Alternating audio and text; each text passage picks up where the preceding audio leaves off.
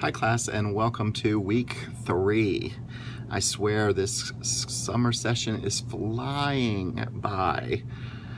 Whew. We're doing residencies for the doctoral students. It's just one thing after another. It's insane. So plowing through here. I responded to some of your discussion boards. I didn't get to others this week. It's just been really insane, but I read them, and I will read them again and grade them this week at some point within 5 days. So don't worry about it. I will get to it. I am happy to see the different assessments that everybody brought into the fold. For this week, you're going to have an assignment due, and let me navigate to that point. The assignment is going to be your first assignment in this class. It is a needs assessment report. And so what we've been doing is we've been thinking about needs assessment in the context that you are going to be using for your project, in this class. Every project is going to build towards your final project, which is designing a program plan.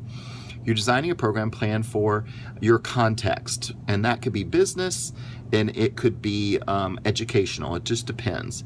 Now, for some of you, you don't have a context. Some of you are not working currently or are not in a position to do anything at your work because of the nature of the office environment.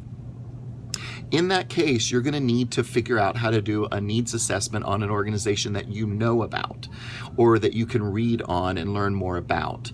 And that way you can kind of see where they're having issues or struggles. So if you picked like AT&T, you could look at AT&T and figure out what is AT&T dealing with right now. Maybe where would they need training? And you could get some sources from like newspapers or magazine articles or Forbes or something like that that talk about the company and give you the background that you need for your needs assessment. You're still going to need to fill in the needs assessment using this information, but that means you'll have to pick a needs assessment that is more about observation and finding data through documents than it is through interviews. So you're not going to be able to do interviews because obviously you're just researching this organization. So the needs assessment you pick will match the organizational context that you're doing. So again, if you're not in a current organization, then look at one that you can find research on, and non-academic articles is fine, like newspaper articles or Forbes or some magazine or business resource that gives you background on the company and what their needs might be. Again, your whole point of this is to learn how to do a needs assessment so that when you get out in the world, when you're in a place where you are going to be designing courses, you know how to initially gather the data. So that's what you're doing in this needs assessment report. You're initially gathering the data. Now you're gathering this data in order to design an educational program. So I don't want to hear about needs as far as needs for a CEO or needs for better managers or needs for flowers on Tuesday. And it's an educational program. What educational needs does this organization have that you could fill by designing a program? Now, you don't have to implement this in real life. You're just designing it for class. However, if you are doing your own organization and they do want you to do a needs assessment for them, then go ahead. More power to you. It's a great way to do something at work and get credit for it. So if you can work that in, that'd be great.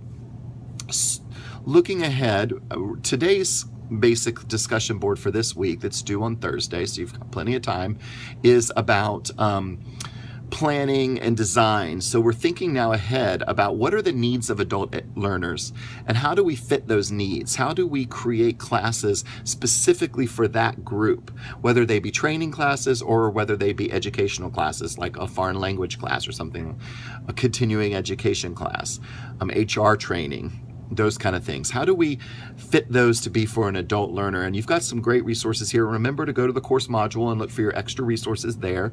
That's going to be helpful.